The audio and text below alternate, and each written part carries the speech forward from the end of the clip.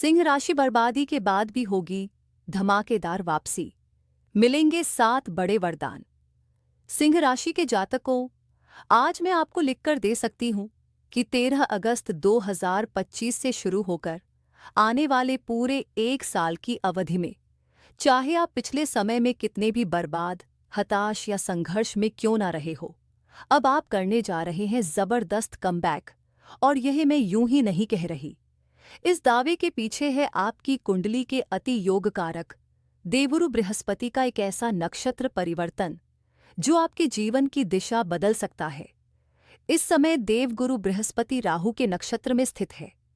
एक अच्छे भाव में होने के बावजूद वह आपको वह नतीजे नहीं दे पा रहे जो आपके हिस्से में हैं और जो उनकी ओर से मिलना उनका कर्तव्य है। लेकिन 13 अगस्त को जैसे ही बृहस्पति प्रवेश करेंगे अपने ही नक्षत्र पुनर्वसु में, उनकी शक्ति 100 गुना नहीं बल्कि अनगिनत गुना बढ़ जाएगी। इसे ऐसे समझिए, अगर आप किसी शत्रु के घर में हो तो क्या वहां चैन से बैठ सकते हैं? नहीं। लेकिन जब आप अपने घर लौटते हैं तो जो सुकून और ताकत महसूस होती है वह अब बृहस्पति आपको देने वाले हैं। और क्योंकि सिंह राशि के लिए बृहस्पति अति योग कारक हैं, इस बदलाव का असर सिर्फ अच्छा नहीं होगा बल्कि जीवन बदल देने वाला होगा। आने वाले 12 महीनों में चाहे दुनिया आपके खिलाफ क्यों ना हो जाए, कोई भी ताकत आपको सफलता पाने से रोक नहीं सकेगी। अब सवाल है, 13 अगस्त के बाद यह कौन-कौन से बड़े परिवर्तन लेकर आएंगे और किन क्षेत्रों में आपका भाग्य चमकेगा? आइए इसे गहराई से समझते हैं। लेकिन वीडियो में आगे बढ़ने से पहले कमेंट बॉक्स में सच्चे दिल से लिखिए जय भोलेनाथ, हर हर महादेव, और इस वीडियो को दिल से लाइक करें। चैनल पर नए हैं तो ये को सब्सक्राइब करना ना भूलें। पहला बड़ा वरदान। अभी तक आपने देखा कि आपके एकादश भाव में होते हुए भी आय में वह बढ़ोतरी नहीं हो पा रही थी जिसकी आपको उम्मीद थी।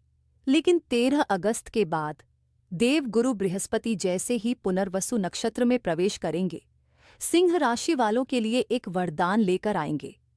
पहला और सबसे बड़ा बदलाव, आपकी आय से जुड़ी स्थितियों में तेजी से वृद्धि का योग। चाहे आप नौकरी कर रहे हो या कारोबार जो जॉब में है, उनके लिए साफ साफ दिख रहा है। प्रमोशन का सुनहरा मौका या फिर एक नई बेहतर पोजीशन। और हाँ, सिर्फ इतना ही नहीं, देवगुरु का आशीर्वाद आपके लिए एक से अधिक आय के रास्ते भी खोल सकता है, जैसे part time job, side business या कोई ऐसा नया काम जो आपकी जेब में लगातार नया धन भरता रहे। व्यापारियों के लिए यह समय और भी खास, क्योंकि बृहस्पति खुद आपके व्यापार में वृद्धि की जिम्मेदारी अपने हाथ में ले लेंगे। मानो जैसे आपके कारोबार को एक अदृश्य शक्ति ऊपर की ओर धकेल रही हो। दूसरा बड़ा वरदान। और अब सिंह राशि वालों के लिए देवगुरु बृहस्पति का दूसरा और शायद सबसे अहम वरदान। कलयुग के इस दौर में हर इंसान के लिए सबसे जरूरी क्या है? पैसों में स्थिरता और पैसों में निरंतर बढ़ोतरी। और यही वरदान अब बृहस्पति खुद आपके हाथ में देने जा रहे हैं। सोचिए, अभी तक क्या हो रहा था?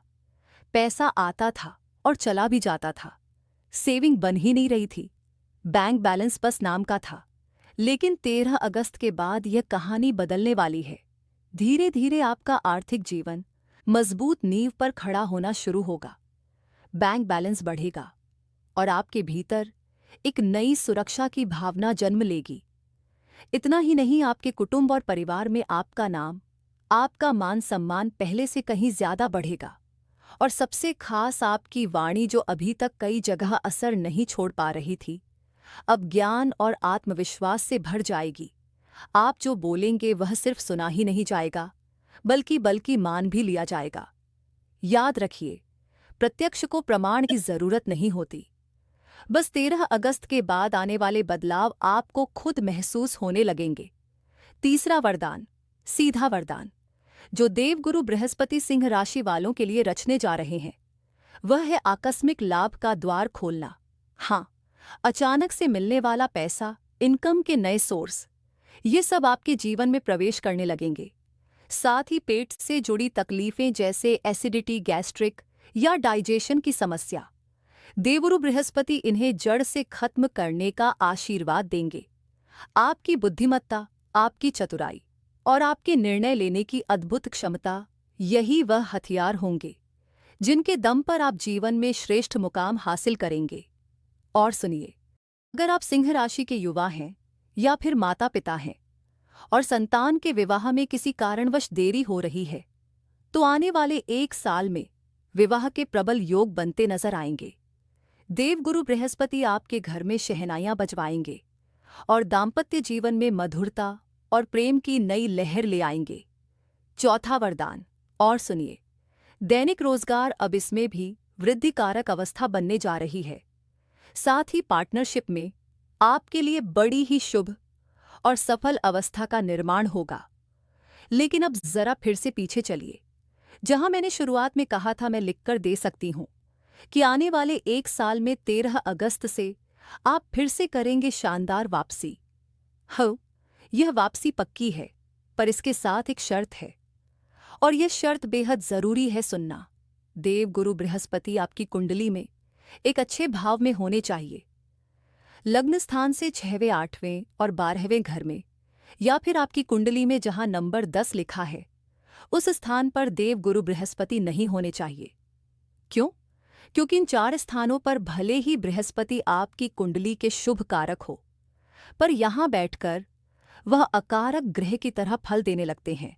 तो याद रखिए, इन 4 जगहों को छोड़कर जहां भी देवगुरु बृहस्पति विराजमान हो और डिग्री वाइज बलवान होकर बैठे हो, तो फिर इस वीडियो को संभाल कर रख लीजिए, क्योंकि आने वाले 1 साल में चाहे जितना उतार चढ़ाव आपके जीवन में पहले रहा हो, अब आप करने जा रहे हैं जबरदस्त कमबैक।